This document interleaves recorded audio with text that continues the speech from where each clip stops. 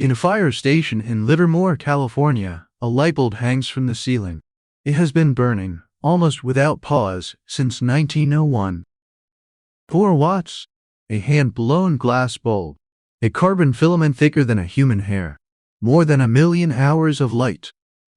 The bulbs in your home last about a year. This one has outlived every person who ever worked in that building. The obvious question is why? And the obvious answer, that we simply forgot how to build them, is wrong. We did not forget. In 1924, the men who made the world's light bulbs sat down together and agreed to stop. They wrote the shorter life into a contract. They built a laboratory in Switzerland to enforce it. They fined each other for making bulbs that lasted too long. This is the story of the Phobos cartel, and of the idea it left behind, which is still in the device you are watching this on. To understand what happened in Geneva, you have to understand the problem the industry had. It was not a technical problem. It was a success problem. When Edison's team shipped their first commercial bulbs, they burned for something like 1,500 hours. That was already a marvel. Gas lamps had to be lit, cleaned, and refilled. A bulb just worked.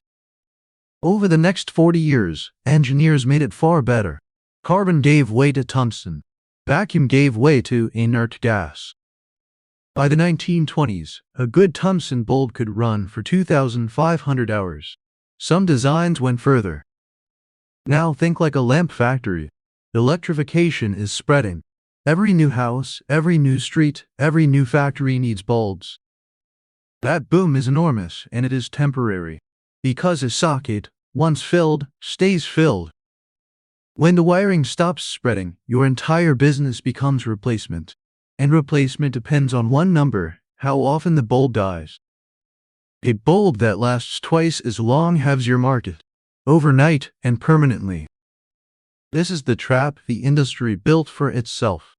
Every engineering victory made the future smaller. In the early 20s, the biggest manufacturers were still fighting each other, cutting prices, suing over patents, undercutting across borders. Osram dominated Germany. Philips held the Netherlands. Compagnie des Lamps had France. General Electric was the giant of America. They were rivals in public and exhausted in private. And exhausted rivals make agreements. On the 23rd of December, 1924, representatives of the largest lamp makers on Earth met in Geneva. The company they formed the following month took its name from Phobos, the Greek god of light. Its purpose was to make light scarcer. Here is the part most tellings of this story skip. Shortening a bulb's life is not sabotage in the crude sense. It is a dial. And the dial is temperature. A tungsten filament makes light by being hot. Not warm, hot. A household bulb runs its filament somewhere around 2,700 Kelvin. Tungsten melts at 3,695 Kelvin, so the filament spends its entire working life a few hundred degrees below destruction. Push it hotter and two things happen at once. It glows brighter and whiter, so you get more light per watt. And it evaporates faster. Tungsten atoms boil off the surface and land on the glass. That is the gray shadow inside a dying bulb. As the filament thins, the thin part resists more current. More resistance means more heat. More heat means faster evaporation. It is a loop that feeds itself. The filament does not wear out evenly. It finds a weak spot and destroys it. That is why bulbs almost always fail the instant you switch them on. The cold filament is brittle, and the surge finds the thinnest point. So brightness and lifetime are the same dial turned in opposite directions. Every lamp engineer on Earth knew this. And the dial is brutally steep. Raise the voltage across a bulb by 5%, and you roughly have how long it lives. Drop it 5%, and you roughly double it. A tiny change at the wall becomes an enormous change in the socket. This is not a conspiracy theory. It is the physics, and it cuts both ways. Which means the cartel did not need to hide anything or build anything strange. It only had to agree on where to set the dial. They set it at 1,000 hours, down from 2,500. Filaments were run hotter and made thinner. Support wires were rearranged. Decades of careful progress, deliberately reversed. And because a hotter filament really is brighter per watt, every engineer involved could tell himself he was improving the product. An agreement is only words. What made Phobos extraordinary was that it built machinery to enforce those words. The world was divided. Home territories were protected. Shared markets were assigned quotas. Competition was, by contract, over.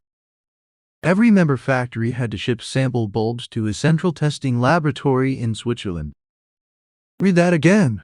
An international body, funded by the industry, existed to check that your product was bad enough. The bulbs were burned under controlled conditions until they failed, and the hours were recorded. If your average came in under the standard, nothing happened. If it came in over, you paid. A cartel table from 1929 set the penalties, a scale of Swiss francs, rising with every extra hour of life your bulbs delivered. Consider what that document is. It is a price list for quality. It states, in currency, exactly what it costs a company to be too good. There were quotas too, and they had teeth. Sell more than your share and you paid into the pool. Sell less and you drew from it. So a factory had no reason to compete on price, no reason to compete on quality, and no reason to grow. The one thing left to compete on was cost. And cost you reduce by making the bulb cheaper, not better. Within a few years the effect showed up in the only place that mattered, the average life of the bulbs people actually bought. In 1926, that average sat around 1,800 hours. By 1934 it had fallen to roughly 1,200, a third of the product's life gone, on purpose. Customers noticed nothing. There was no rival bulb to compare against. Every brand had signed the same page. They simply bought more bulbs from the same companies at the same prices forever. Now the part that makes this story harder and better than the version you usually hear. The cartel had a defense, and it was not nonsense. It goes like this.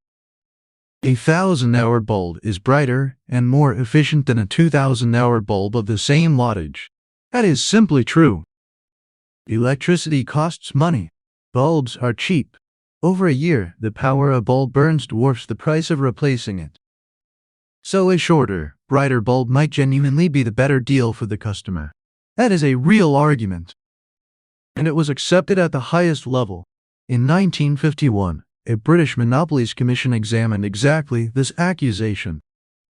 It concluded that there is no single correct lifetime for a bulb, that 1,000 hours was a defensible compromise, and it dismissed the charge of planned obsolescence as misconceived. That report exists. Any honest account of Phobos has to put it on the table. But look at what the defense does not explain. If efficiency was the goal, the savings should have reached the customer. Prices did not fall. They were fixed by the same agreement that fixed the lifetime. And an engineering compromise does not need a testing laboratory in Switzerland issuing fines in Swiss francs. You do not police a compromise. You police a cartel. The scheme was written to run until 1955. It did not get there. Outsiders undercut it. The Depression drained it. And in 1939 a war began that could not be divided into territories, and Phobos fell apart. Phobos was gone. The 1,000-hour bulb stayed. Long after the agreement lapsed, that number remained the industry standard. And the idea underneath it had already escaped into the wider economy. In 1932, a New York property broker named Bernard London published a pamphlet proposing that products be given legal expiry dates. He wanted it enforced by government as a cure for the Depression. Nobody adopted his law. Everybody adopted his logic. Printer cartridges with chips that refuse a refill. Batteries sealed behind glue. Software updates that make a working phone feel broken. None of these need a cartel. Once the idea exists that durability is a cost rather than a virtue, the market arrives at it alone. That is the real inheritance of Geneva. Not a conspiracy that still runs, but a habit of mind that no longer needs one. And in a fire station in California, a 4-watt carbon filament is still glowing, built before the meeting by people who had not yet been told to stop. It has outlasted the cartel, 2 world wars, every company that signed the agreement, and every bulb ever designed to replace it.